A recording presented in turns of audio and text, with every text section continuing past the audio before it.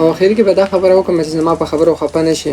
دا زما رایه وه، درخواست مې ورته وکړو چې یاره ارشد خان صاحبه باقي دا سیسټم ورسره ونه کړي، دغه دې رانه ولې سیرې چې دغه هم الله پاک عمره کولو کې استاد یم الله پاک تعالی دې الله پاک د دې دغه اجر درکړي چې یو غریب سړی دې راوستو. صحیح ده.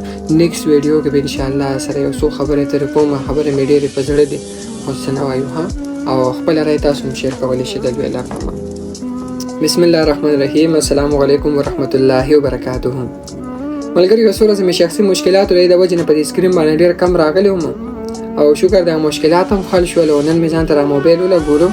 مې چې په یو ټاپک په تاسو سره خبرې وکړم خو رومبیل ته دا خبره کوم ګوره زه یو ساده انسان یم او زما خبرې ټولې حقیقت دي. ګوره ساده سړی چې کوم د دې حقیقت خبرې کوي هغه په خلکو بدې لګي.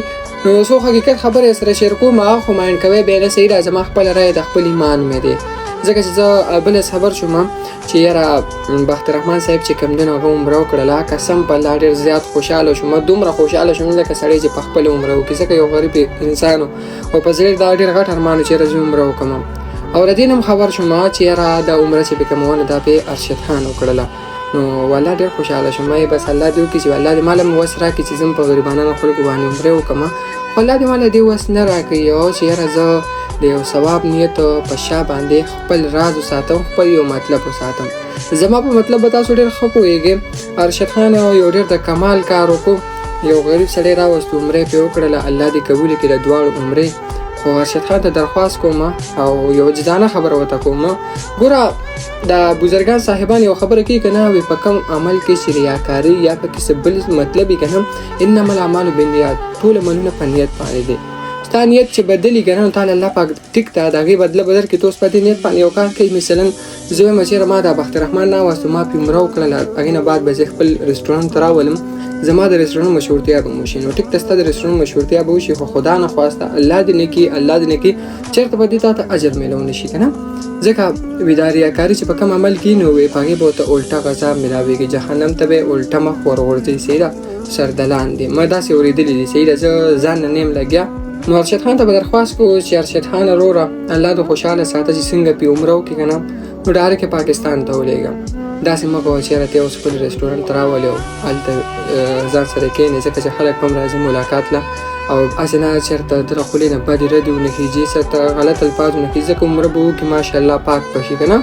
نو دغه یو درخواست ته کومه زما په مطلب به تاسو ډېر ښه پوه شوي ځکه زه ډېرې سپینې خبرې نه کوم. الله دې نه کړي چېرته پې ګناهګار شم، الله دې نه کړي تاسو رانه خفه شئ، الله دې نه کړي ستاسو دله زاري وشي. زه دا نه غواړم خو زما خپله یو رایه وه او سره مې شریک کړله چې یاره ارشد خان مخکې داسې حساب کړی و چې ثناګل یې راوستله عمره یې پې مو کړله او هغه یې مشهوره کړله ځان یې پې مشهور کړ. صحیح ده. او د ثناګل نه مخکې جبار راغلو ماشاءالله یو غریب سړی و هغې ځان سره په روزګار باندې کو پکې هم ډېر زیات خوشحاله شو. خو به دې ثناګل شو بیا پکې زمونږ چیمپین و سوپر سټار و الله دې هغه له نور هم ترقي ورکړي هغه یې راوستلو عمره یې پې مو کړله او بیا چې کوم خپل مطلب هغه یې پوره کړلو. دا this is called the business of the year. دا د ټولو نه بهترین بزنس دی چې څوک ورته خیال وکړي چا سره دماغ عقل یې که نه. ارشد خان ته وایم چې الله تعالی نور هم وس درکړه چې په غریبانو باندې دغه مینه محبت ساتي او همدغه شانتې تېر اوچتې او دا نیک کارونه پکې نو الله تعالی اجر درکړي. خو زه وایم چې د اجر سره دا چلونه کې ته بخت الرحمن سره داسې حساب وکړه زما دا پیغام ارشد خان ته به ورسېږي. زه ورته جولۍ ما تر اوسه پورې خپل نیکه ته نه خوره کړې نه مې پلار ته کړې ده.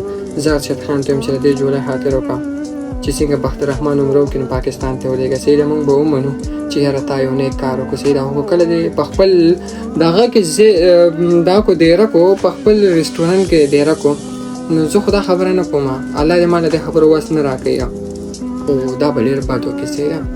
او اخر کې به دا خبره وکړم چې زما په خبرو خفه نه شي.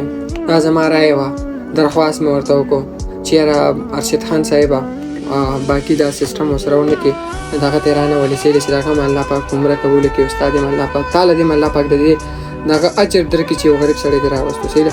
نیکسټ ویډیو کې به انشاءالله سره یو څو خبرې ترې کوم. خبرې مې ډېرې په زړه دي خو څه نه وایو ها، او خپل رای تاسو هم شیر کولی شئ. د دوی الله په امان.